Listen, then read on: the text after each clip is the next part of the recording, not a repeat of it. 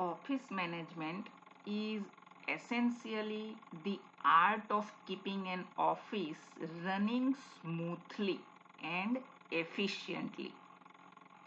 અહીં હું તમને એક વાક્ય અને શબ્દ ઉપર ભાર દઈને સમજાવવાની કોશિશ કરીશ કે જે માણસ ઓફિસમાં બેસે છે તેનામાં ઓફિસ મેનેજમેન્ટ કરી લેવાની ત્રેવડ હોવી અત્યંત જરૂરી છે. આવડત કેવી હોવી જોઈએ તે તમને અહીં સમજાવવામાં આવે છે કે ફક્ત મહત્વાકાંક્ષી હોવાથી, ઓફિસ મળી જવાથી ઓફિસ મેનેજમેન્ટ આવડતું જ હોય એવું જરૂરી નથી. બીજી બાબત કે વાતોના બણગા ફૂંકીને ઓફિસ ચલાવી શકાતી નથી. ત્રીજી બાબત, પાવરફુલ હોવાથી કે બીજાને ઓવરપાવર કરવાની ક્ષમતા હોવાથી ઓફિસ મેનેજમેન્ટ આવડતું જ હશે તેવું માની લેવાની પણ જરૂર નથી. આ તમામ કુલક્ષણોનું ઓફિસ મેનેજમેન્ટમાં કોઈ જરૂરત નથી. ઓફિસ મેનેજમેન્ટમાં જરૂરી છે કલા, the art. The art of keeping an office running smoothly. Smoothly શબ્દ ઉપર ધ્યાન આપો. તમારી ઓફિસ સ્મૂથલી ચાલતી હોવી જોઈએ. એમાં કોઈ ઓબ્સ્ટેકલ્સ નડવા ના જોઈએ. ઓબ્સ્ટેકલ્સ એટલે અડચણો. સ્મૂથલી શબ્દનો આપણે અગર વિરોધી શબ્દ લઈએ તો એમ સમજો કે ઓબ્સ્ટેકલ એટલે અડચણ.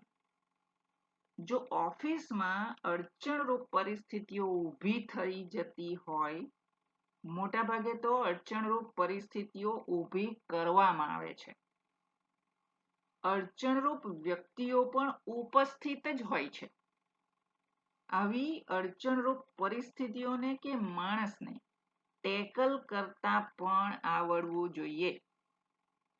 અને ઓફિસમાં પોતે પણ કદી અડચણરૂપ બનવું ના જોઈએ. તો જ ઓફિસ સ્મૂથલી ચાલી શકે છે.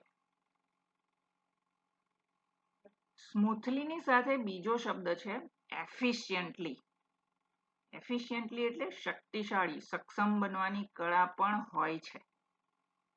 મેચ્યોરિટી હોવી, અનુભવ હોવો, ડિસિઝન મેકિંગની ક્ષમતા હોવી, પ્રોબ્લેમ સોલ્વિંગ, કાઇન્ડનેસ, નીતિમત્તાના ધોરણો ઊંચા હોવા, ન્યુટ્રલ હોવું જેવા ઘણા ગુણો માણસને એફિશિયન્ટ બનાવે છે.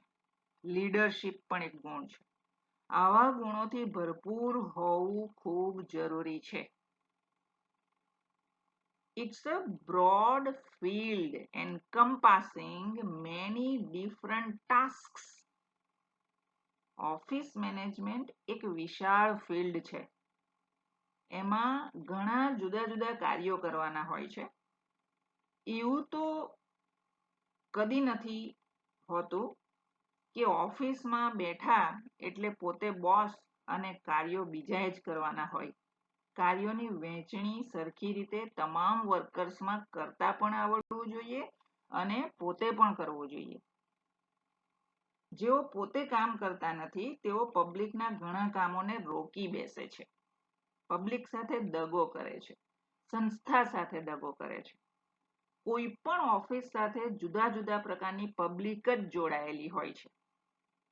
દરેક ઓફિસના વર્કર્સ પબ્લિકના સર્વન્ટ્સ હોય છે. પરંતુ આ બધાની વચ્ચે અહીં લખ્યું જ છે but at it's core it's about creating a work environment.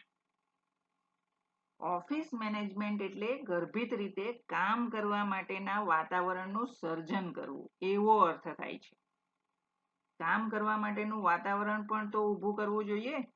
તદ્દન કંટાળાજનક વાતાવરણ હોય ત્યાં તમે જઈને કામ જ શી રીતે કરી શકો? શું કરવું જોઈએ? કામ કરી શકાય તેવું વાતાવરણ ઊભું કરવા માટે બોલો.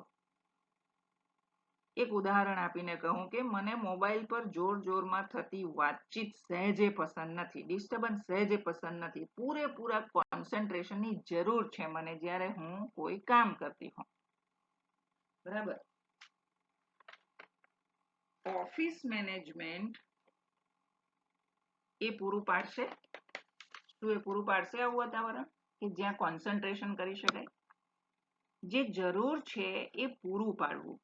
આ તો એકમાત્ર એક્ઝામ્પલ આપ્યું.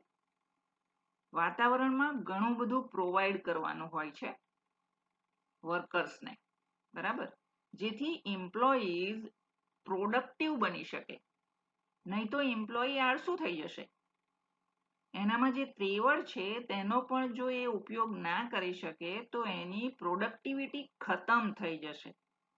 એમ્પ્લોયીને પ્રોડક્ટિવ બની શકે તેવું વાતાવરણ ઊભું કરી આપશો તો ઓર્ગેનાઇઝેશનના ગોલ્સને હાંસલ કરી શકાશે. પછી એવું ના હોય કે ઓર્ગેનાઇઝેશનને પોતાના ગોલ્સ કયા કયા છે તેની જ ખબર ના હોય. દરેક સંસ્થાને પોતાના ગોલ્સની જાણ હોવી ખૂબ જરૂરી છે.